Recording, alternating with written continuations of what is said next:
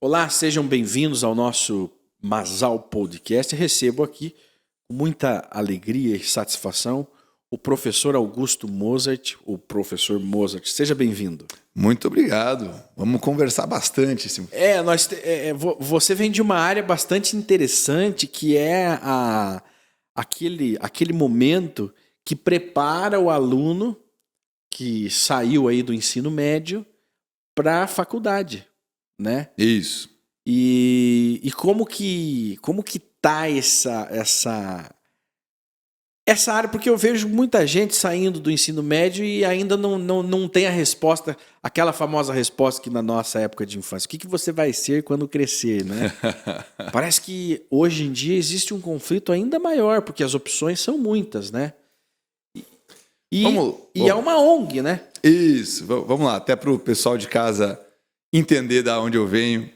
O Vai Cair na Prova, que é a ONG, inclusive dessa camiseta rosa aqui. O nome da ONG é Vai Cair na Prova. Vai Cair na Prova. Bacana. Tá, eu vou contar rapidinho, porque o pessoal gosta dessa história. Já te respondo. Como que surgiu, né? O nome Vai Cair na Prova surgiu na mesa da padaria. É mesmo? Onde estava lá com o projeto social para ser criado. Pô, precisa de um nome, né? Pô, como é que vai ser o nome? Aí surgiu um monte de nome chato. Aí, de repente, surgiu da minha mulher. Na época ela não era minha esposa, mas hoje é minha esposa. Aí ela, podia ser um nome que aluno muito fala, né? Daí a gente, mas vai botar o quê? Posso ir no banheiro, professor? Não vai ficar o nome legal, pô. Daí vocês são muito burros. Coloca aí, vai cair na prova. Daí a gente, tinha que vir de uma mulher, né? Não, pra ser uma ideia inteligente. Moderno o nome. Mas, enfim, é uma ONG. Que legal. É um projeto social que atende alunos de baixa renda, aluno que sai da escola pública e não consegue pagar um pré-vestibular. Projeto que já tem 7 anos, já mais de 1.000 alunos passaram por nós. Ele atende jovens de uma região específica ou ele é... Hoje não. A gente começou em Campo Magro, na região metropolitana de Curitiba, primeiro ano. Aí depois o projeto foi para Santa Felicidade e ainda manteve em Campo Magro. E aí o projeto cresceu. A gente chegou a ter 3 sedes antes da pandemia. Caramba! Tinha sede em Santa Felicidade, no centro e no Tarumã. Dá só uma viradinha nesse microfone. Opa! Aí. Isso. Agora sim. E aí a pandemia mudou tudo, né? Aí a gente perdeu a sede do Tarumã. Hoje a gente tem a sede Vila Auer, que substituiu Santa Felicidade, porque Santa Felicidade também, infelizmente, as portas foram fechadas por lá. Puxa vida. Isso é uma outra história. E a sede centro se mantém. E aí, Então, como tem a sede centro, ela atende de todas as regiões da grande metrópole de Curitiba. A gente tem alunos de Bocaiúva fazendo a Rio Grande, a gente tem alunos. Ok, então é uma iniciativa do nosso Paraná. Isso, é uma iniciativa curitibana, mais exatamente. Aí, da grande Curitiba. Da grande Curitiba. E já tem algo semelhante acontecendo no Brasil? Como que funciona? Como que funcionava em Curitiba antes dessa ONG? Tem casos, como que os alunos faziam? Não iam para a faculdade? Tem casos. Até tem o Em Ação, que é o mais antigo aqui de Curitiba, projeto social nessa área, que é do Marcelo, um dos coordenadores lá até hoje. E o Em Ação tem mais de 20 anos fazendo esse projeto. Só que o Em Ação sempre focou em fazer as aulas no final de semana. Ah, ok. Então é sábado e domingo, continua assim até hoje, nenhum problema, tudo certo, projeto incrível. Só que a gente queria fazer à noite ou à tarde. Na semana à noite. Isso, segunda a sexta, como um pré-vestibular normal, só que sem custo para o aluno. Até para estar no cotidiano daquele aluno, para ele encaixar ali com o trabalho. Exatamente. E aí o projeto foi crescendo, e o projeto começou a perceber demandas novas. Hoje a gente tem equipe de psicologia, tem equipe de marketing, onde são mais de 70 voluntários que trabalham na ONG. Todos são voluntários? Todos voluntários. Puxa vida. Para poder fazer o projeto funcionar. Então, a gente ganhou o prêmio de bom exemplo da RPC 2019, menção rosa na Câmara dos Vereadores. Então, o projeto cresceu muito, assim, né? Ele ficou realmente muito grande. Chegamos a ter 400 alunos simultaneamente. Caramba! Isso é uma loucura ter 400 alunos, cara. Gente, é muito 400 professor. seres humanos, pense. É muito professor, é muito aluno, é muita demanda. Aí a coordenação, com o tempo, ela se dividiu em áreas, né? Hoje eu, Augusto, além de professor de História do Brasil, eu sou secretário-geral. Então eu cuido da burocracia. Edital, problema judicial, sim, existe, né? Existe. Sempre existe. E aí tem o presidente da ONG, que é o Vitor Bueno, tem o Matheus, que é o tesoureiro, e assim, várias outras funções que são exercidas dentro do projeto. Uma curiosidade minha, que sou um leigo no assunto, essa ONG de preparação, ela tem que ter uma autorização do MEC, ela tem que estar... Como que funciona isso aí? O MEC é o Ministério da Educação. Isso. Do MEC não, porque é considerado um curso livre. Ah, ok. Assim como os outros pré-vestibulares, não vou citar o nome da concorrência aqui, mas os outros pré-vestibulares... Não precisam? Eles não precisam. Tem que ter um CNPJ de empresa. Sim. No nosso caso, a empresa é a ONG. É a ONG. Aí você registra, vai ter um projeto político-pedagógico e é autorizado a funcionar. Ok, registra essa ONG como como uma empresa. Como qualquer outra ONG. Não está ligada a nenhum órgão oficial de educação. Não. Ok. É uma ONG, aí ela tem um estatuto, né? Que é criado lá na fundação da ONG. Sim. Aí tem os membros que são votantes, os membros postulantes a votantes e os alunos em geral. Quem é que mantém essa... Poxa, 400 financeiramente? alunos? Ninguém. Mas como que funciona? Porque não existe almoço de graça, né? Exatamente. Não tem almoço de graça. Sai de algum lugar essa... No começo, lá no primeiro ano, saiu do nosso bolso. Porque a gente não sabia trabalhar. A gente aprendeu a manhã da vida. Como que hoje a ONG faz ninguém perder dinheiro e ninguém ganhar? Dá um pouco de dinheiro, todo mundo perde, porque tem o custo do deslocamento de eu ir trabalhar de graça lá. Sim. E eu podia estar dando aula em outros lugares. Então, vamos dizer que eu estou perdendo um dinheiro ali, mas, enfim, faz parte. Agora, para não ter que tirar do meu bolso para bancar documento, material didático, o aluno hoje, quando ele entra no curso, ele paga um processo de inscrição. Então tem uma taxinha lá, hoje é R$40, se não me engano, R$45. R$40. Hoje, todo aluno que você recebe tem um celular de R$1.000 no bolso. Então não é algo muito difícil. Não é inalcançável, não. E aí ele compra o material didático que ele vai usar. E aí é um material didático que ele pode parcelar em quase infinitas vezes, quando ele tem algum tipo de renda. E aí do valor do material didático, um pequeno percentual de lucro é o que sustenta a ONG. É o que paga as pequenas contas que a ONG tem, além do próprio material. Então ele paga o próprio material. Então o material de fato é pago. As aulas é que são de graça, porque aí os professores não recebem nada. Olha, eu já comecei achando interessante, porque é o seguinte, já tem que ter um empenho do interessado. Sim. Né? Porque nós temos no nosso país as diferenças sociais, elas existem, elas estão aí escancaradas. Mas existe um negócio no nosso Brasil que, de repente, alguém vai até me criticar, que é simplesmente dar. Ó, toma que é teu. Você é um desfavorecido, né? Então você tem esse direito. Mas nós vemos aí uma consequência disso, a não valorização de muitas ações. Né? Então o fato do aluno tem que pagar a inscriçãozinha dele é R$40, mas é R$40. Sim. É um dinheirinho que ele vai ter que ganhar, vai ter que pagar. Pagar o material, maravilha. Ele vai cuidar desse material, ele vai valorizar esse material. Então ali o exercício de cidadania já começou. E, em geral, se ele pagou, o pai dele não vai deixar ele desistir. Exatamente. Isso a gente aprendeu. Excelente. E aí talvez venha a pergunta, né? Mas e se o aluno, de fato, não tiver condições de pagar? Aí tem duas possibilidades.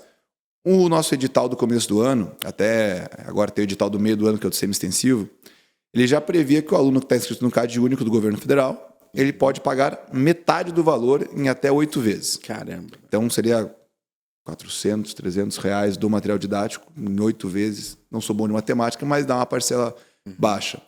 E se ele, de fato, comprovar que a renda dele está muito próxima de zero, sei lá, eu estou tendo só, de fato, para comer.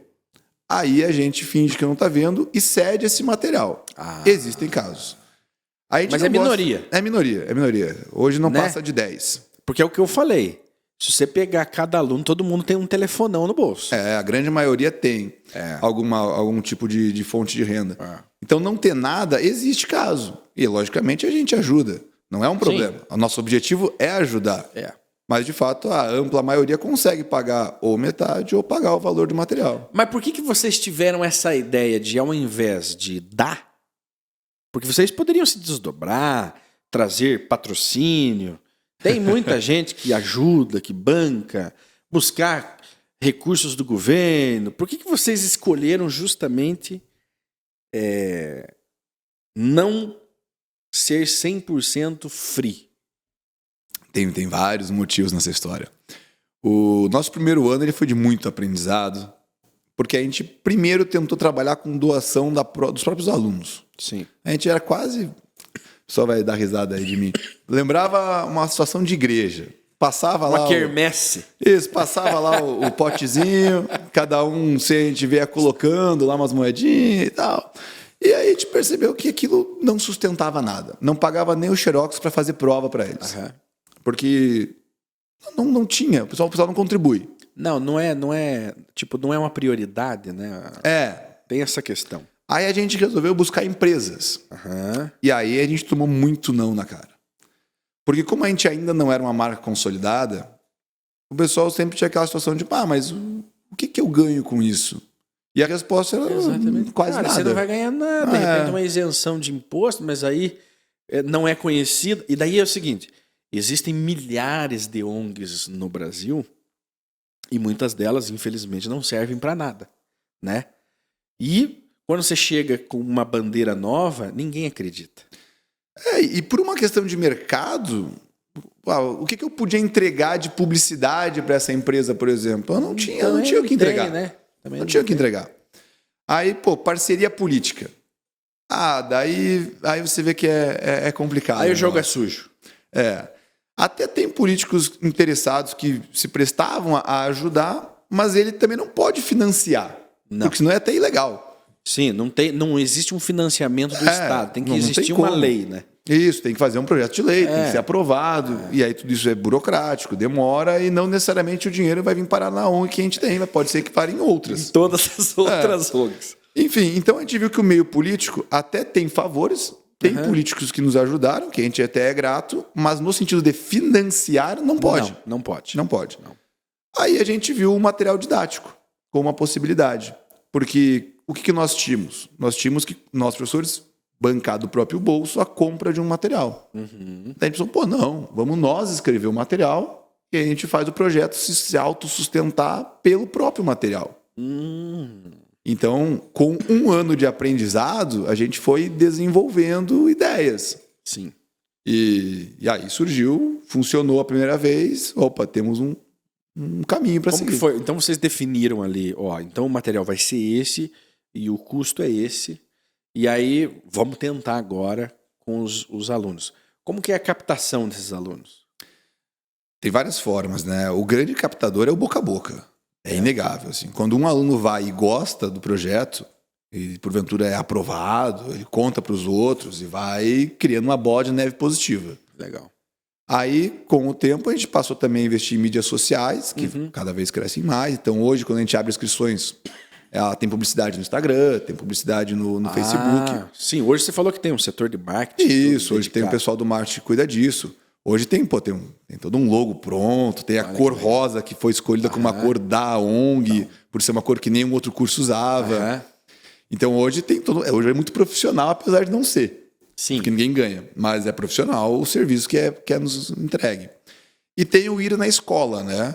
Que é quando a gente pega o flyerzinho clássico, vai de porta em porta na escola, tem diretor que libera para a gente entrar conversar com os alunos, tem diretor que não libera, e aí vai de cada caso. E isso traz alunos para o projeto também. Mas a maior parte hoje é orgânico. Hoje a maior parte vem pelo próprio boca a boca, conhece, e aí acaba... Aí ofereceu ali... Aí os alunos foram vindo, tem que comprar o material. Vocês enfrentaram alguma resistência? Não, porque está no edital, né?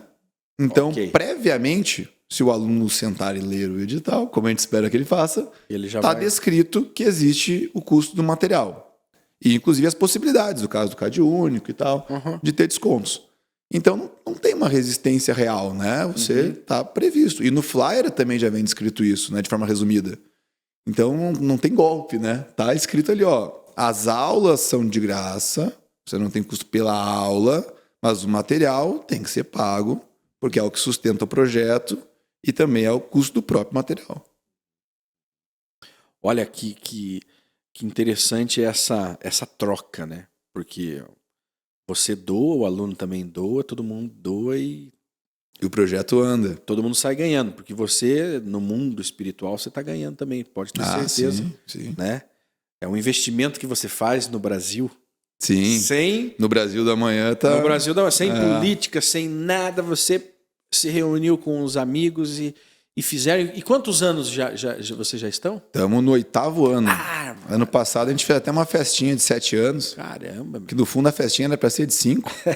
Ia ter lá uma reuniãozinha e tal, mas daí veio a pandemia, não teve de 5. Não teve de 6, mas a gente fez no 7. O de 7, que legal. Que bacana.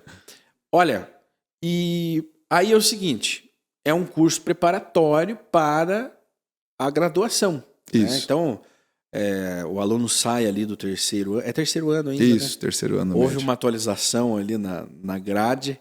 Pô, podemos falar do ensino médio ainda. Vai longe aqui, meu. Vamos falar. Houve uma atualização nessa grade, então me atualize antes da gente continuar. Como que ficou, né? O que modificou? Colocou um ano a mais lá no fundamental ou é um ano a mais nesse segundo grau, o antigo segundo grau? Isso. O ensino fundamental, antigamente, ele tinha 8 anos de obrigação, né? Uhum. Mas era muito tradicional nas grandes cidades e na rede particular ter o pré. Sim. E aí virava 9 anos. Uhum. E aí estudos comprovaram, que até é bastante lógico, que com mais anos na escola a criança tende a aprender mais e se qualificar melhor. Sim. Meio evidente. Uhum. E aí o governo instituiu isso, já faz bastante tempo, o 9º ano do ensino fundamental. Uhum. O que, no fundo, para a maior parte das cidades, pouco mudava. O pré vira o primeiro já estava. Tudo continua mais ou menos como estava. Ok. Mas para cidades menores, localidades mais distantes, fez diferença. Uhum. Agora, a reforma do ensino médio, que é mais recente, essa foi mais significativa e os resultados a gente está começando a colher agora. Porque ela virou lei em 2018, então ainda era o presidente Michel Temer que estava no poder, ele que assinou a última canetada, e ali mudou a lógica do ensino médio. Em vez de você ter as matérias padronizadas para todos os alunos de toda a rede, e aí o colégio que quisesse e pudesse oferecer mais, oferecia, ele deixa algumas matérias obrigatórias, português, matemática, inglês. Algumas são obrigatórias, uma carga horária bem pequena no primeiro ano do ensino médio, como história, geografia. E aí depois tem os tais itinerários formativos, que seriam disciplinas que o aluno ia escolher de acordo com a vontade dele no ensino médio. Olha só. Até aqui, se você escutou o que eu estou falando, você achou legal. Eu tô achando interessante porque no meu tempo e no teu nós éramos obrigados a seguir aquela grade curricular que era exaustiva. Exatamente. E extremamente chata, na minha opinião. Concordo. E até aqui o marketing é ótimo desse discurso. Imagina, o aluno agora, modernidade, né? O aluno escolhe a aula. Ele escolhe. Só que aí vem a vida real e dá tapa na cara de quem pensou isso e não pensou em como botar isso na prática. Porque qual que é o problema? O primeiro problema é técnico. Provas como o vestibular e o Enem é o que coloca o aluno brasileiro na universidade brasileira. Uhum. Como que eu faço uma prova padronizada para um currículo não padronizado? Aí, enquanto eu estou na escola A tendo aula, sei lá, de educação ambiental, porque uma escolha é minha, sim. Você está na outra escola tendo aula, sei lá, de yoga. E ambos vamos fazer um vestibular para engenharia. Como que a gente faz essa prova? Isso está começando a ser muito dificilmente colocado em prova esse ano. Que é quando a galera que começou a pegar o novo ensino médio está chegando no terceirão. Sim. E aí o governo, agora a gente até teve troca de governo, tá vendo, mas como que resolve isso? Vai ter que mudar o vestibular. Ou vai mudar o sistema de ensino. Aí você vai ter que esperar mais 3, 4 anos, né? Criou um problema para si mesmo. E nesse meio tempo, o Brasil ele não discutiu muito isso. Porque em 2018, quando teve a reforma do ensino médio, o que o governo na época menos fez foi discutir com aluno e professor como fazer. Foi feito muito baseado na ideia de vai evitar a evasão, porque o aluno vai escolher o que ele vai estudar, então ele vai escolher o que ele gosta, o que até aí é uma verdade. Mas ninguém sentou, mas como que um colégio de uma cidade pequena, que só tem uma sala de terceirão, vai optar currículos diversos? Isso não foi pensado. E acho que nem foi feito, né? E não foi feito, não tem como. Porque Não tem espaço físico pra Não tem fazer, tá espaço, ligado? vai fazer. Não tem como Aí fazer. jogaram a moedinha pra cima, vai cair educação ambiental. É, aqui é educação ambiental. Ah, mas eu não quero, filho. Aqui é educação ambiental.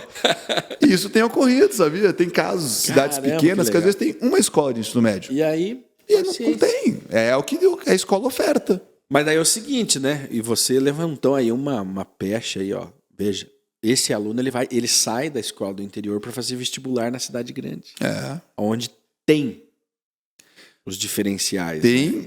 e em alguns casos tem, não tem, né? É.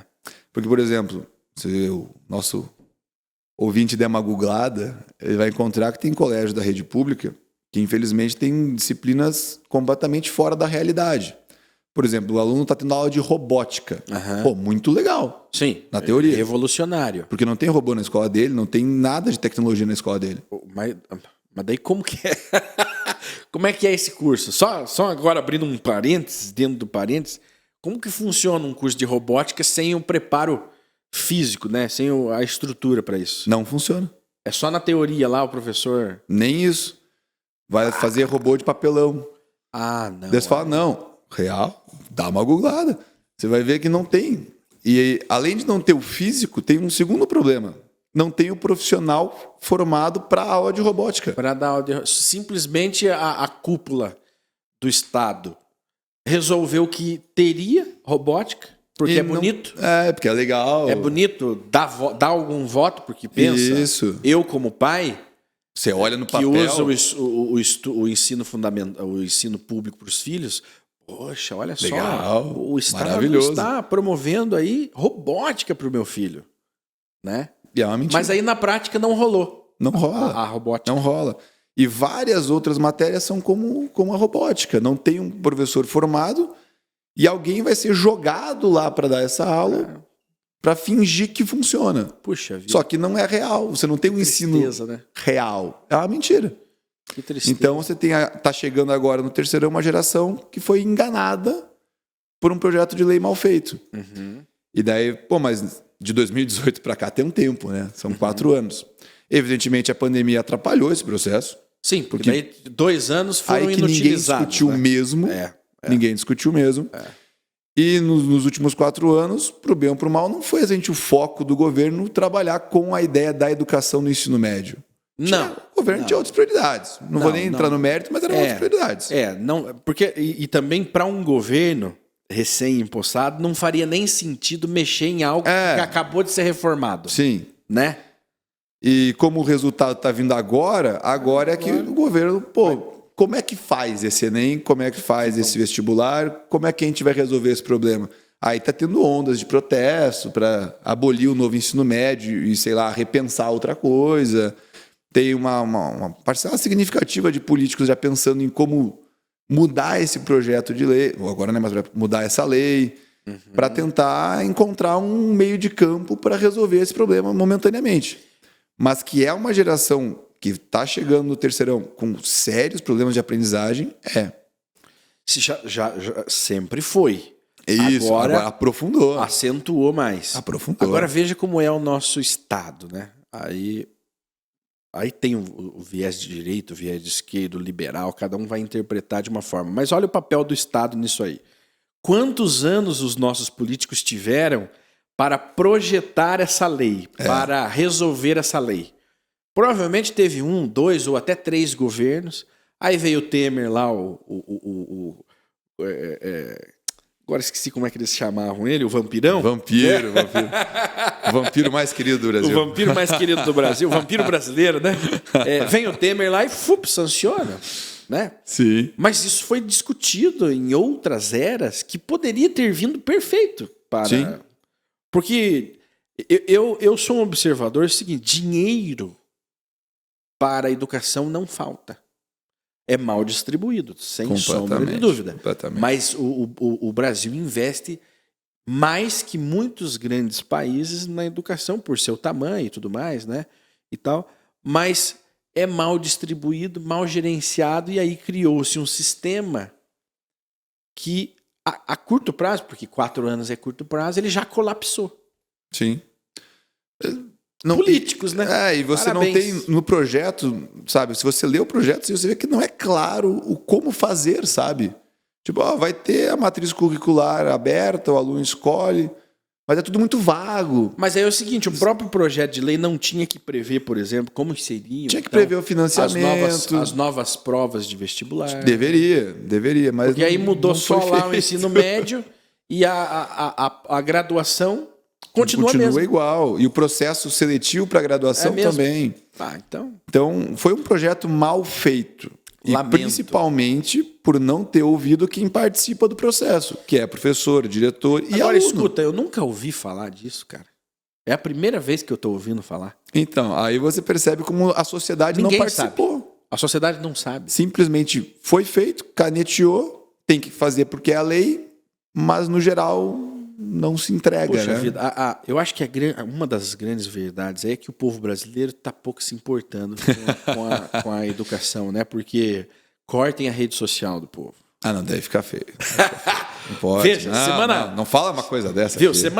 foi semana passada ou retrasada que teve um negócio lá dessa lei aí, a PL, não sei o número dela, a PL, vamos chamar de das fake news, ou a PL da censura, né? São os dois nomes. Isso, como cada um preferir. A situação PL da fake news e a oposição PL da censura.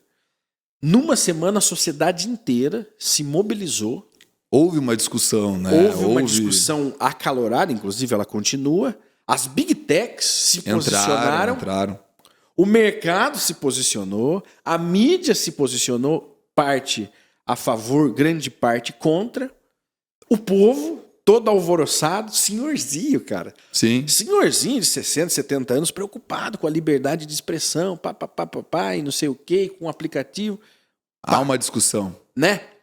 Há uma discussão calorosa, inclusive. A deputada, vamos tirar esse... Na discussão. Vamos tirar, vamos discutir mais, porque não vai dar certo desse jeito que está indo. A sociedade se mobilizou, funcionou. Mas pela educação que você não é bem assim. A educação que você está nos relatando aqui, que é muito mais profunda, óbvio que a liberdade de expressão é uma coisa até sagrada, né? Mas a educação também é tão sagrada quanto. E, cara, ninguém sabe. E eu até te trago um dos motivos de não ser uma preocupação grande. Porque educação, no fundo, não dá voto. É verdade. Porque o que o pai médio do Brasil quer? Ele quer um lugar para deixar o seu filho. Sim. Então, e não é só que ele quer, as condições, né, levam a ele a precisar. Sim, ele inclusive. tem que trabalhar, é real. Ele precisa enfiar o filho em algum lugar para o filho não estar matando, roubando. Isso. E é um direito dele que o filho dele estude, não é? Sim. Fato, tem que estudar. Só que a qualidade na educação, ela vai aparecer depois de anos. Sim. Muitos anos. Quando o cara vai para o mercado de trabalho, por exemplo, temos um estado no Brasil que serve como um bom exemplo. Ele é um estado que no começo dos anos 90 criou um projeto de educação e hoje, 33 anos depois, você vê o resultado desse processo, que é o Ceará. Uhum. O Ceará criou um projeto, e aí tem um projeto. Uhum. A gente está aqui, a gente quer chegar lá, e para chegar lá temos esses passos para cumprir com esse financiamento. O Ceará é líder em Olimpíada de Matemática, Ceará é líder em nota 1000 na redação do Enem, Ceará é líder em Olimpíada de História, Ceará é proporcional ao tamanho da população, o que mais aprova em provas como o ITA. Então o Ceará, quando você olha para a educação pública do Ceará, você vê que é diferente. Sim. É diferente. E aí, me lembrando de uma frase sua, do dinheiro, não é só pagar mais para o professor. Não. Você tem que ter estrutura, você tem que ter os meios para o professor realmente poder fazer aquilo acontecer. Então lá você vê, e lá entrou o governo, saiu o governo e não se mexeu no projeto de educação, tá? Virou uma isso é importante. Cultura. Virou uma cultura. Isso. O projeto, isso aqui é sagrado, é de esquerda ou de direita, ninguém toca. E lá você pode falar de Ciro Gomes, Tasso Gereissati, Camilo Santana, vários governadores diferentes, de partidos diferentes, e o projeto de educação ficou. Consolidou. Boa. E aí você vê, lá deu certo. Se o Ceará, que não é nem de perto o estado mais rico do Brasil, conseguiu, por que o resto não consegue? O Ceará, Tem que ter projeto. o Ceará é um estado pobre, é um dos que menos tem dinheiro. Por exemplo, um São Paulo, um Rio Grande do Sul. Não dá para comparar com São Paulo, né? É absurdo. Rio Grande do Sul, mas poderiam, né? Sim.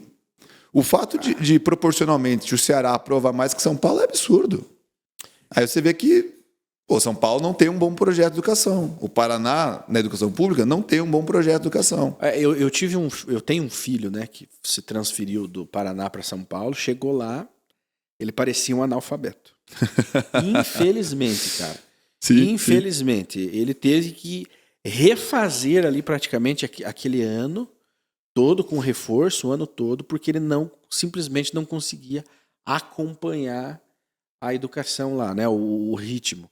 E aí quando voltou, chegou aqui, agora ele tem o problema de que ele se adiantou mais que o sistema aqui do Paraná. Você vê a diferença? Cara, nós estamos no mesmo país. Sim, e estados vizinhos. E estados vizinhos. E veja, o Paraná, ele é um dos mais ricos do Brasil.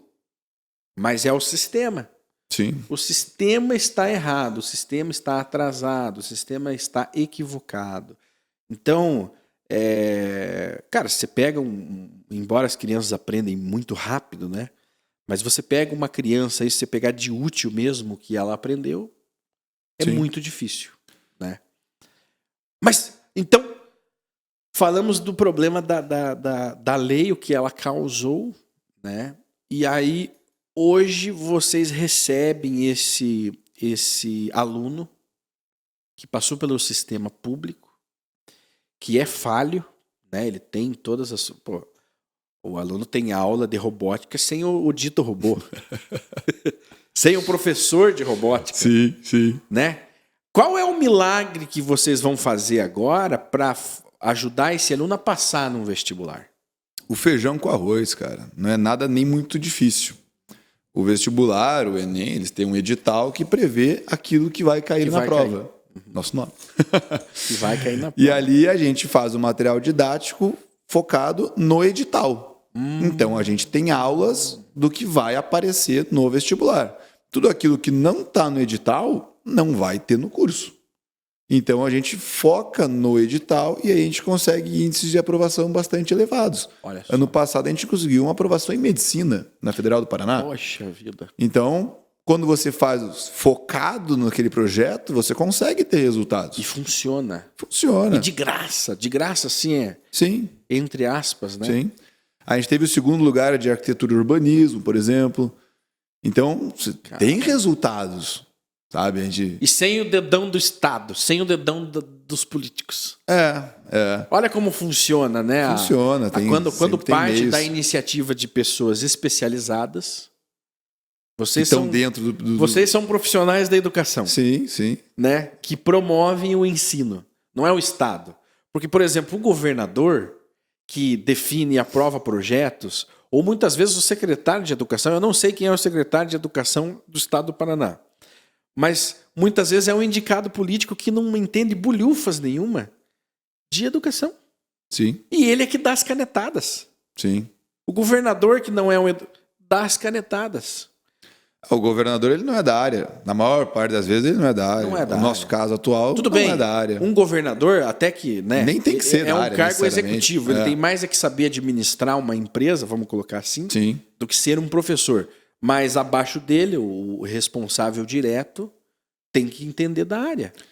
E tem que entender que a educação, assim como saúde, pode não lhe trazer o voto que você espera, como pavimentar uma rua, dar mais votos do que investir em escola. Fazer uma calçada. Mas é uma questão de país, de nação. A longo prazo, né? E esse é o grande problema da educação. Porque, para e pensa comigo. Se eu investir hoje no aluno que tem 5 anos, esse aluno não vai votar em mim daqui 4. Claro e nem que daqui 8.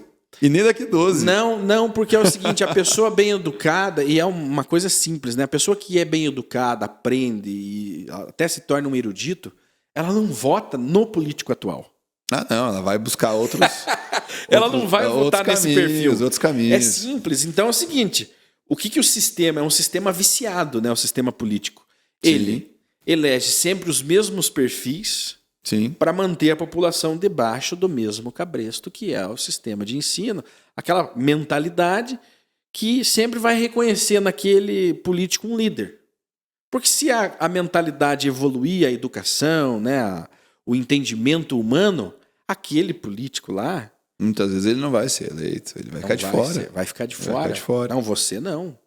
Você... Porque é o seguinte, né? Você pega um perfil do nosso presidente brasileiro atual e bota ele num outro país, ele seria eleito? Em alguns, talvez. Alguns com o perfil do Brasil ou até pior, sim. Você tem casos. Mas se bota ele num perfil de primeiro mundo, não.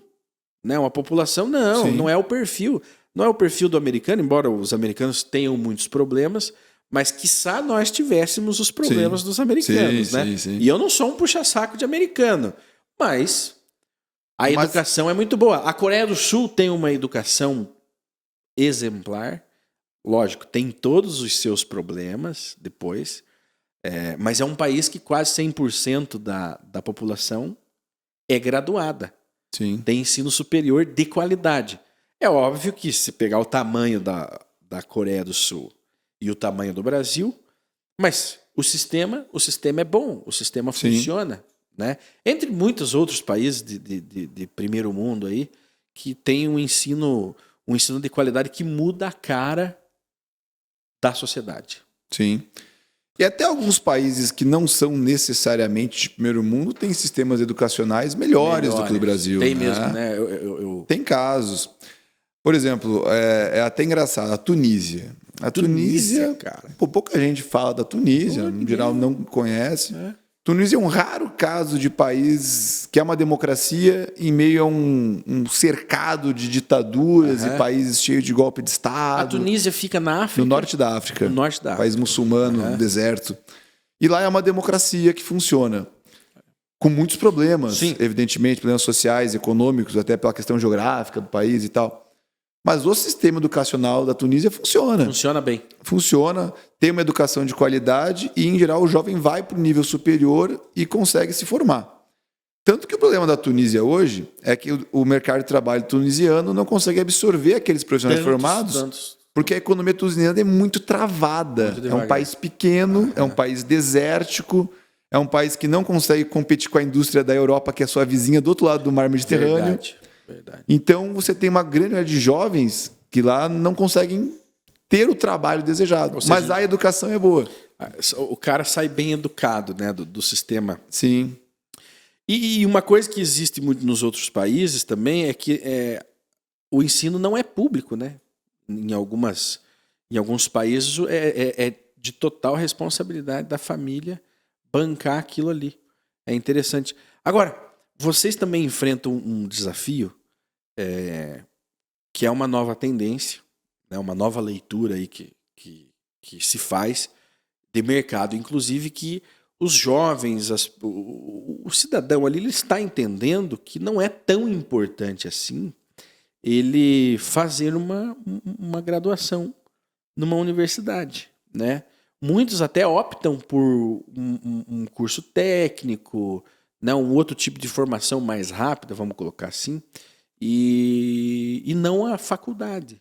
Né? Como que vocês fazem essa leitura do comportamento? Porque o mercado está influenciando diretamente nisso.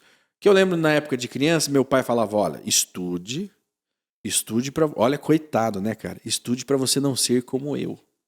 Meu pai era pedreiro, né? Trabalhava na construção civil, e ele falava pro filho, sim, estude para você não acabar como eu. A caneta é mais leve que a enxada. Cara, como se fosse uma desgraça, né? Você ter que ser um pedreiro. E hoje, um pedreiro ganha mais do que, muitas vezes, alguém que está trabalhando no escritório ali com um computador.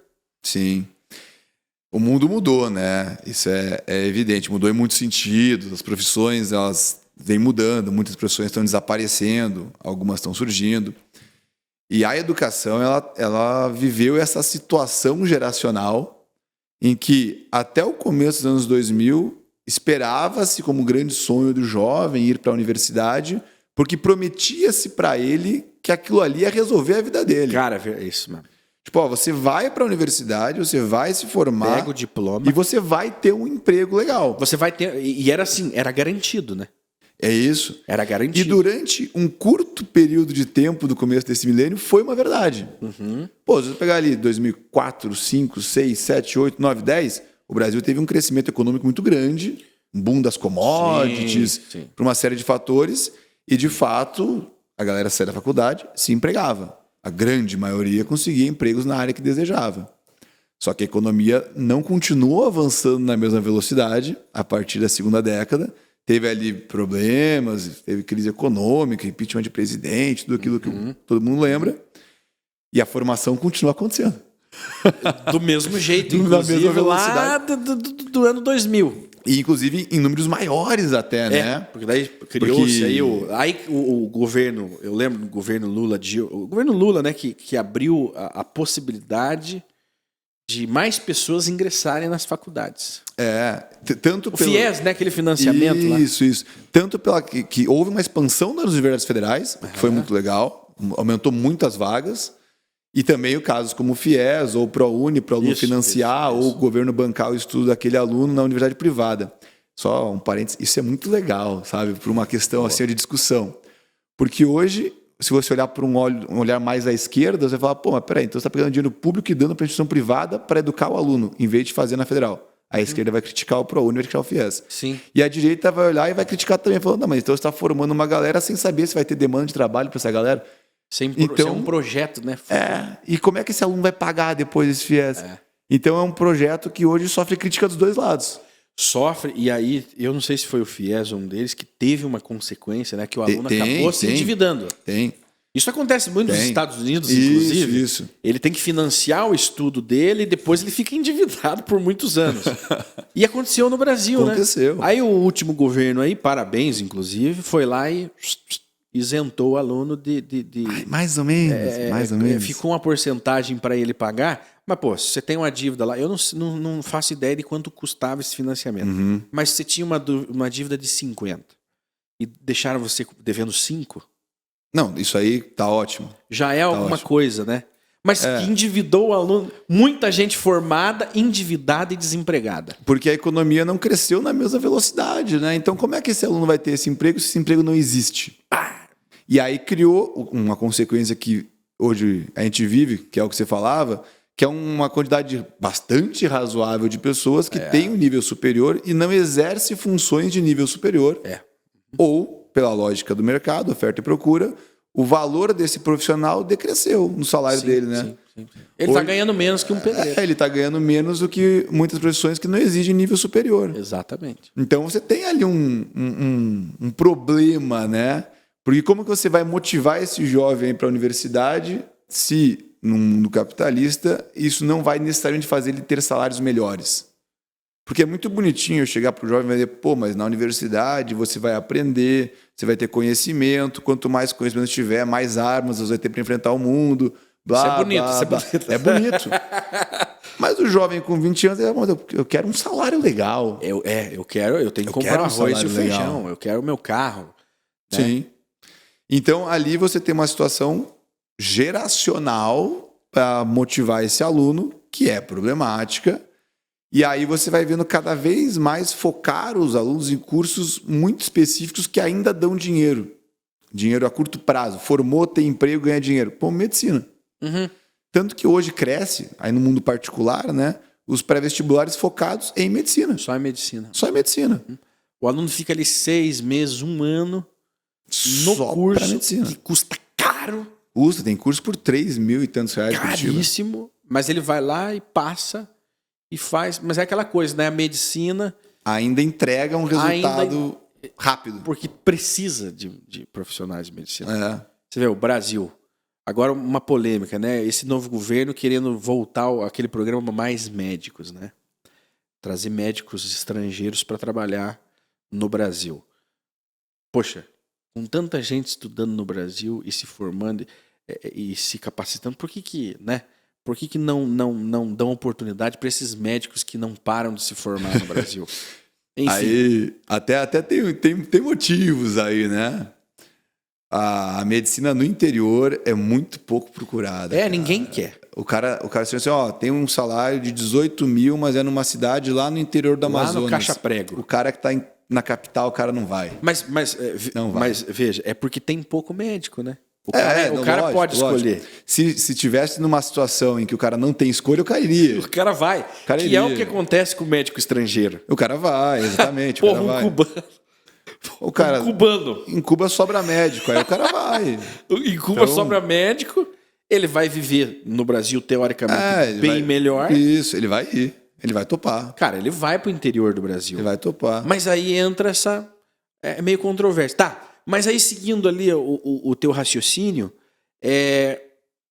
há essa... ao mesmo tempo que é muito importante, eu acho que deve haver uma conscientização, né? É muito importante uma graduação, você entender com profundidade, mas ao mesmo tempo, na prática, a tua teoria ali acaba, às vezes, não servindo para Não te serve. trazer o sustento ali, né? Porque aí é o seguinte, Sim. quando nós entramos numa faculdade, é a galera jovem, né? A preocupação dele é ter um telefone, é ter ali, de repente, um carrinho, né? Alguma coisa. Mas depois, muitos já estão construindo uma família, né? Depois de um determinado... E aquele aluno que iniciou ali e o aluno que saiu para o mercado de trabalho já formado são outras pessoas. Ah, sim. A universidade, ela muda a pessoa. Isso é São evidente. outras pessoas. Você sai Sim. com outra mentalidade, com outras necessidades, inclusive os planos mudam. E aquilo que você teria que ter como arma para vencer nesse mundo acaba não sendo eficiente, né? Às vezes, né, a tua formação ela vai te dar uma arma defasada. Ou uma arma de má qualidade. São dois problemas. A arma de má qualidade ela vem porque há no Brasil cursos de nível superior, em teoria, muito ruins. Pelo barateamento do custo. Você com certeza já viu aquela propaganda de uma faculdade à distância custando R$ 99,00 por mês. Uhum. E esse aluno, que em geral vem das classes mais baixas, muitas vezes vai optar por essa formação. Uhum. E aí, por não conhecer esse mundo, ele não vai perceber que a formação dele é muito ruim. Isso é um problema. É ineficiente, sim. É ineficiente. E com propriedade, porque eu até já gravei aula para uma faculdade dessas, a gente sabe que é fraco, cara. A própria estrutura para você fazer a sua aula já é feita para ela ser muito simplista. Muito. Você diria superficial? Superficial. É. Por exemplo, eu sou formado em História na minha primeira graduação. E eu fui lecionar História do Brasil Império nesse curso EAD. Aí eu não podia citar como material de indicação de estudo para meus alunos os livros técnicos. Por quê? Porque a faculdade não fornece esse material para o aluno. Então você não pode citar. Então eu tinha que fazer o quê? Eu tinha que citar o material da faculdade, que é uma versão de releitura da versão original do material técnico. É como se você escreve um livro técnico e eu escrevo o que você escreveu superficialmente com as minhas palavras, numa versão curta. Você passar o café no coador que já foi usado 3, 4 vezes. Exatamente. Melhor exemplo Só é esse. sai ali uma água. Sai um negocinho. É um negocinho superficial, não é bem um café. E aí é isso. E aí você forma um aluno completamente superficial. Então eu arrisco a dizer que aquele aluno que passou por esse curso, ele vai ter um diploma dizendo que ele é formado em História, mas talvez ele não esteja capacitado a lecionar aulas de História, por exemplo. Não sabe bulhufas nenhuma. Ele sabe muito pouco, ele sabe o básico do básico. E esse profissional vai para o mercado. Aí o mercado vai olhar para ele e falar, poxa, cara, você não tem as competências que a gente esperava que você tivesse. E aí vai expelir ele, naturalmente. Vai. E aí ele vai ser mais uma pessoa com nível superior na teoria, expelido pelo mercado. E como ele é um mau profissional ali, não tem o conhecimento, ele vai para subempregos, né? Que de repente ele poderia estar... E isso gera frustração, isso gera problemas psicológicos. O cara vai falar, fiz faculdade, não adiantou nada. E ele deu o melhor dele. Só que ele foi tapeado. Ele não teve ali as possibilidades de ser um profissional melhor porque a formação foi ruim. Isso é um problema. E aí tem o segundo problema. Olha, você cutucou uma indústria aí, uma indústria poderosa, hein? Grande. Uma indústria Depois, grande. se quiserem fazer um debate aqui, Não, Eu sento aqui no meio. Vamos debater isso aqui. Uma faca para cada um. Mas é um mercado gigantesco, né? O ensino à distância, tem grandes nomes aí. E até tem faculdades à distância boas, sabe? Tem legais, tem empresas sérias, mas tem as não sérias. Porque se popularizou demais. Tem as não sérias. É demais. Existem hoje... Mas deveria existir milhares de opções, porque uma democracia, um capitalismo, é isso, né? Você ter ali milhares de opções, mas... todas com qualidade, né? Esse é o ponto. Uma qualidade mínima. Porque o problema não é ser a distância. Porque você pode fazer a distância, é um curso muito bom. Sim, porque é exigência, né? O cara não faz prova igual quem vai presencialmente? Na teoria, sim. O problema é quando na teoria é e na prática não é, né? Daí... que é o que a gente acaba encontrando. Que coisa. Tá, mas aí, então, assim, ó, a faculdade hoje, ela não é mais aquele sonho, né? Aquele sonho americano, né? Ou aquele sonho brasileiro de crescer, ter o seu diploma e pendurar na parede. Não é mais isso. Os jovens estão mudando suas prioridades, né? Só que o sistema continua. O sistema continua funcionando e está aí. E o que cabe é uma conscientização, ao meu ver, né? Contar isso para a sociedade. Ser honesto. Ser honesto. Não pode vender que você vai terminar a faculdade e vai necessariamente melhorar de vida. Você fala isso para os seus alunos? Falo. Porque isso dá uma frustrada nos moleques. Eu lembro que antes um cara, para fazer faculdade, ele começava com 20 e poucos anos. Hoje não, hoje 17. É os adolescentes. né? 17 anos. E chega lá, você é aquele professor que... Você é mais tranquilão, assim, mas é aquele que dá aquele choque de realidade no cara. De falar a verdade pro aluno que chega pra gente, a gente fala. Porque a gente não quer que ele se frustre. Porque a gente sabe que isso vai acontecer. Porque ele vai se dedicar com você. Quanto tempo dura o preparo? O nosso curso é 1 ano, né? 1 ano. Ele vai se dedicar com vocês 1 ano, se preparando, vai passar, né? Porque vocês criaram um sistema para que ele passe. Sim. E aí, no final, ele vai olhar para trás e falar, putz... Aqueles caras me tapearam. Eles me enganaram. Venderam um sonho que não existe. Venderam um sonho que não existe. Por isso que a gente... Uma das nossas orientações é: não vá para qualquer faculdade. Não é, passei ali na Unisquina, eu vou para lá. Não. A gente mostra que tem as sérias e as não sérias. Tem de uma forma simplista minha, tem um teste vocacional para você orientar esse aluno. A equipe de psicologia faz isso também. Você está iludido, cara. Você está iludido com esse curso, você está iludido com esse teu sonho. E aí vem a segunda coisa que eu acho que é mais dolorida para o aluno, que é quando ele vem achando que a área que ele está escolhendo é mágica. E a gente fala, amigo, não é bem assim. Eu falo pela minha própria área. História hoje, no Paraná, é uma área saturada.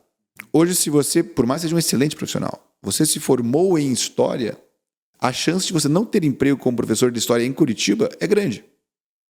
Porque saturou o mercado. Escuta, agora você me agitou uma curiosidade aqui. Quem se forma em História como destino, ele só tem a função de dar aulas? Não, tem outras possibilidades. Essa é uma pergunta clássica de aluno, inclusive. Sim. Você pode ser, em tese, historiador, pesquisador. Só que... Mas é uma coisa, até uma elite, né? É acadêmico. É a carreira acadêmica. Você vai fazer mestrado. Eu fui até o mestrado, o doutorado não iniciei. E aí você vai para o doutorado. Enfim, você pode ser um pesquisador erudito. Só que aí vem as frustrações, né? O erudito no Brasil não necessariamente ganha dinheiro. Exato. Dinheiro, grandes quantidades. Não é valorizado. Não o conhecimento não é valorizado. Você vê quando você, às vezes, vê a TV mostrando a universidade por dentro, como ela funciona, e às vezes você vê o cara no laboratório e fala, pô, olha lá o tiozinho do laboratório. Não, aquele cara é um pesquisador científico. Ele é o que a criança chamaria de cientista. Ele está desenvolvendo pesquisa científica. É sério o trabalho dele. Quando você olha ele lá no microscópio, que é o clássico, ou no caso do historiador, o cara analisando um documento ali por horas, sentado, você fala, pô, mas que trabalho de merda, isso aí qualquer um faz.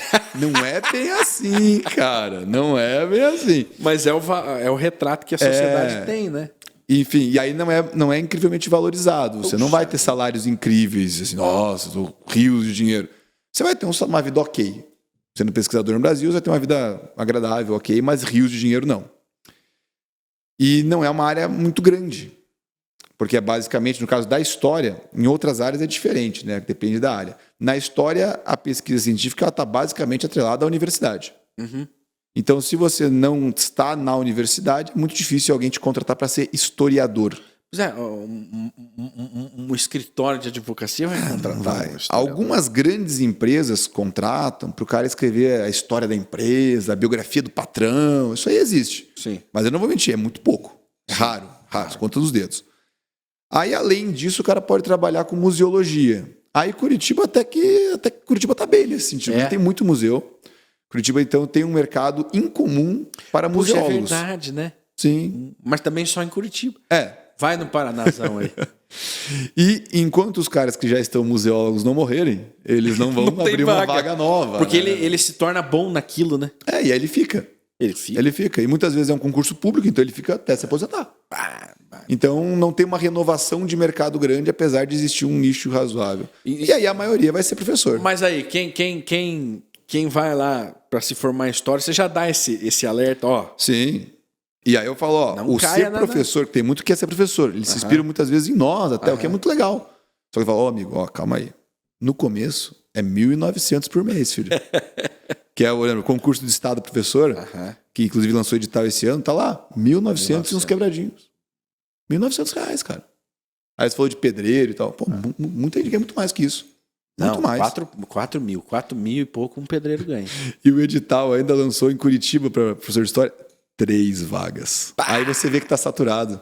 3 vagas? Para Curitiba toda, aí você tá saturado. Tá saturado.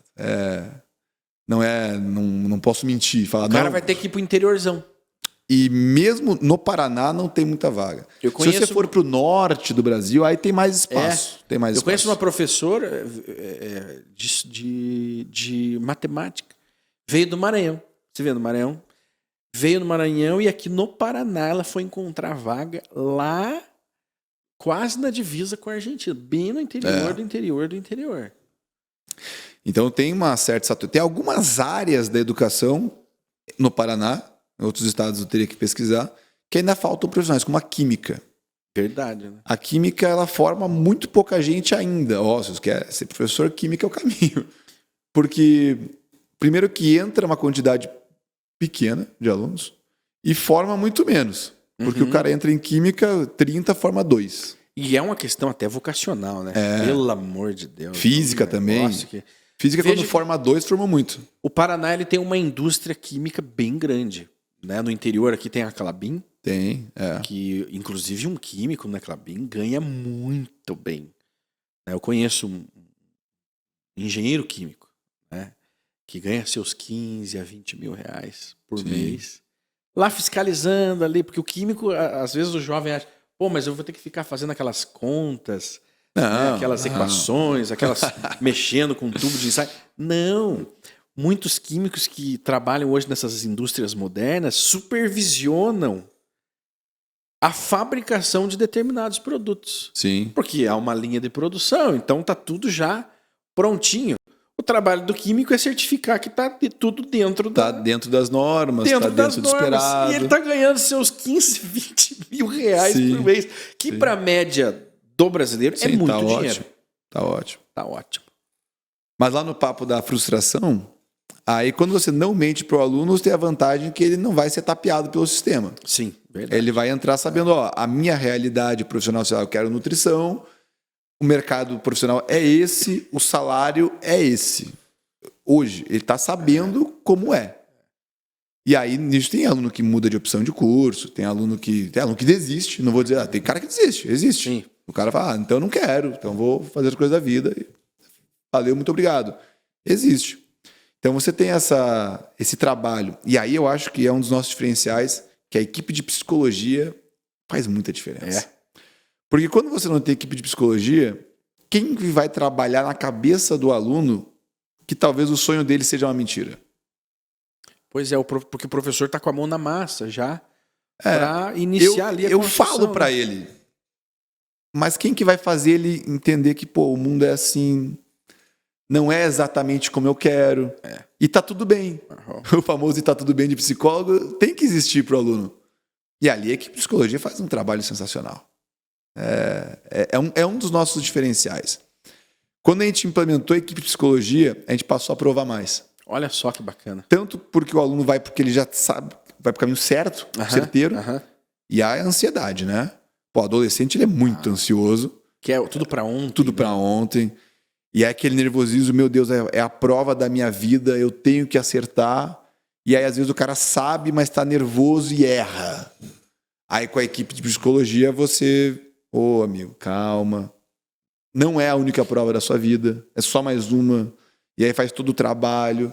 E aí a gente percebe que alunos que talvez não passariam, passam, porque eles tirou um pouco dessa ansiedade. Ou seja, existe uma eficiência, né? Porque, inclusive, para vocês é interessante que aquele aluno passe, porque vocês precisam atender outras pessoas, outros alunos. É a continuidade do sistema, né? Vocês não estão ganhando. Então não é interessante que o cara volte a gastar de novo. Isso. Vocês não estão ganhando nada com o cara. Então, quanto mais eficiente for o sistema, melhor para a existência da própria ONG. Isso. Porque aí ela se mantém, né? Ela vai se manter. Pô, ela passou, saudável. Então vem outro aluno e vem outro. Quando a gente passou em medicina no passado, esse ano veio mais alunos nos procurar. Que legal. Porque aí o projeto funciona, passou uma aluna em medicina. Então você vai retroalimentando o nosso monstrinho, né? E nós comentamos, pra gente ir pra nossa reta final, você vê, já estamos 1 hora falando aqui. E passou rápido, hein? Tem muita coisa pra gente falar sobre educação. A existência do curso, como que é? Só o que vai cair na prova, o nome? Como que é? O nome é Vai Cair na Prova. Vai cair na prova. A existência do Vai Cair na Prova é justamente o reflexo de uma desvantagem social que os jovens brasileiros vivem, né? Até nós comentávamos aqui nos bastidores que muitas universidades federais, públicas, de grande nome, são preenchidas, as vagas são preenchidas por pessoas que teriam total condições financeiras de estarem no ensino público. O pai poderia bancar aquele ensino. É óbvio que é um direito também de todo cidadão. Sim, é constitucional, né? Tendo ele, né, grana ou não, ele tem o direito. Mas aí surgem as necessidades e a diferença social no nosso país é muito grande, né? Ela não é assim uma pequena desvantagem. É uma desvantagem, assim, é um abismo grandioso. E nós comentávamos aqui, e esse abismo, ele indifere da origem daquela pessoa. Basta ela não ter dinheiro. Ela tem um problemão para resolver. Ela tem um problemão para resolver. Seja ela branca, negra, judeu, né, enfim, árabe, enfim, as minorias, seja ela LGBT ou não, seja ela uma cristã ou não, ela terá todos terão as mesmas dificuldades de acesso ao que deveria ser um direito. Só que o grande filtro aí que faz a diferença são justamente as provas de vestibular, que para estar lá ele tem que estar preparado, ele tem que ter sido preparado para fazer aquela graduação. O ensino público não prepara, ou prepara assim pouco, né? Prepara mal. O ensino, porque veja que o pai, ele não tem o pai daquele que tem uma condição melhor. Ele banca o curso, como você falou, muitas vezes ele paga R$3.000 num cursinho preparatório, mas ele não banca a faculdade, né? O pai do aluno já menos favorecido financeiramente, ele não tem condição de bancar nem o preparatório e depois nem uma faculdade particular. Mas existe muito no Brasil as pessoas com largo poder aquisitivo que estão nas faculdades públicas e uma classe média, um pouquinho mais baixa, que está fazendo aquele curso mais barato na faculdade particular. Existe essa troca, né? Sim. De posições. O mundo universitário tem muito disso que você falou. Muito do que é do particular vai para o público e o que é do público vai para o particular. Isso existe. Só que o problema é que, em geral, ele sai do público de baixa qualidade e vai para o particular de baixa qualidade, porque ele não vai pagar a PUC. Ele vai pagar o R$ 99,90 a distância que sabe lá Deus como é que foi feito. Exatamente. E o aluno que muitas vezes sai de colégios de grande nome, que são colégios de alto poder aquisitivo e de alto padrão, ele muitas vezes ele vai conseguir sim entrar na federal ou em qualquer outra universidade pública com bastante tranquilidade. Aí eu gostei que você comentou da questão da desigualdade social do Brasil. O Brasil é o segundo país mais desigual do planeta Terra. Caramba, meu. Só perde para a África do Sul. Isso não é nenhum orgulho, né? De 194, a gente tá em segundo. Então tá ruim pra caralho, né? Meu Deus. Não é o título que a gente queria. A gente não quer passar a África do Sul, né? Pelo amor de Cara, Deus. e é um país muito mais rico, né? É. E aí a diferença do mais rico para o mais pobre no Brasil é um absurdo, né? É um absurdo. E aí a desigualdade social, ela gera esse problema, porque o aluno, muitas vezes, antes dele pensar em estudar, ele tem outros debates, né? Ele tem a questão de como que eu vou me alimentar, como que eu vou me transportar. A gente já perdeu o aluno porque não conseguia pagar a passagem de ônibus. Caramba. A gente já perdeu isso. E aí é aquele momento, cara, que nós, enquanto a gente fica, cara, como que a gente resolve isso? E chega um momento que a gente não consegue resolver. Não tem. Não tem como fazer tudo. É. Aí, a gente já teve casos de ajudar aluno que está passando fome com cesta básica. Isso a gente consegue fazer. Sim. Agora, bancar o transporte, chegou no momento que não tem. Todo dia R$12, que é o preço da passagem de Curitiba, 6 mais 6. Chega uma hora que não tem como. E ali você vê como a desigualdade pega. Ela aparece. A desigualdade ela não vai aparecer assim em momentos de lazer, de luxo, assim, mas nos momentos bem básicos. Nessas pequenas coisas. Pô, o cara não tem o dinheiro para ir estudar. Sim. Ele tá sendo tirado o direito dele. Porque o transporte, em tese, também é um direito. Seria, né? Mas não é bem assim na vida real. Não. Então, aí o governo fala, não, mas ele tem uma escola perto da casa dele, mas daí é a escola que não tem qualidade. Porque a gente até tem escolas públicas de qualidade, que são minoria, mas a que está muitas vezes perto do aluno que tem esse problema social não é escola de qualidade. Muitas vezes falta professor, falta estrutura, tem o problema do novo ensino médio que a gente comentou, e aí ele não consegue se deslocar para o centro da cidade ou nem para um outro lugar para fazer o curso. Aí pegou o cara. Aí esse cara não vai para a universidade. Não. Ou ele vai para 99,90 a distância. Então ali a desigualdade social pega esse sujeito. E ali ali é difícil de você conseguir trabalhar esse lado. Até tem outros cursos que surgiram depois de nós que estão em áreas mais periféricas. Sabe, a gente tem que bater palmas para as pessoas também.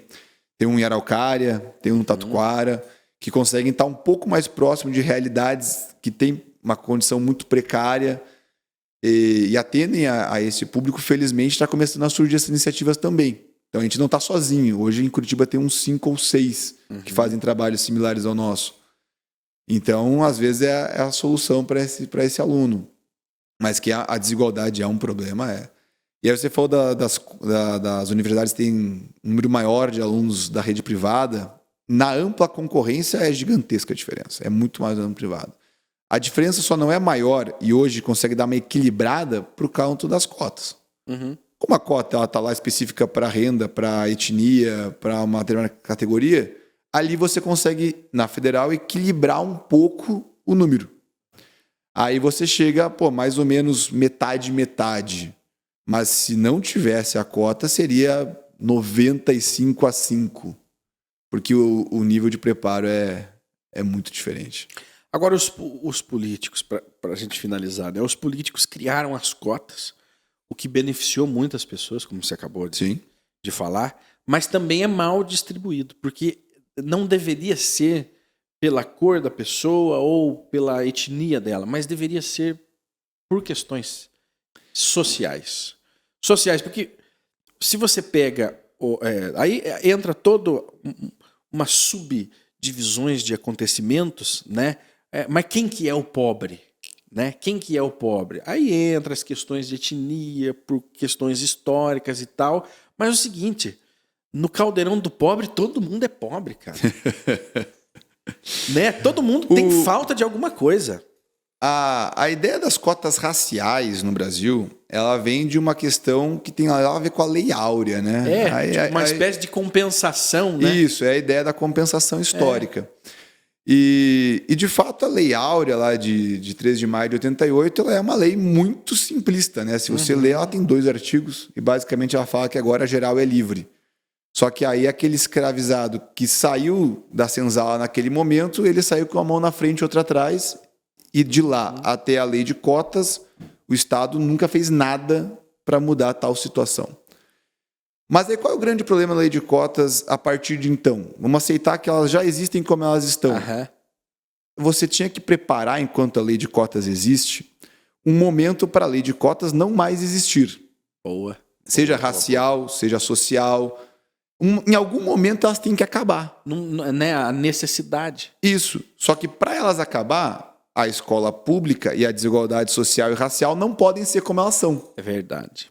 E aí é que vem o problema. O que, independente de governos de esquerda ou direita que passaram por esse país de lei de cotas até hoje, o que foi feito para realmente diminuir a desigualdade racial e social? E o que foi feito para fazer a escola pública ser boa, de qualidade? Quase nada.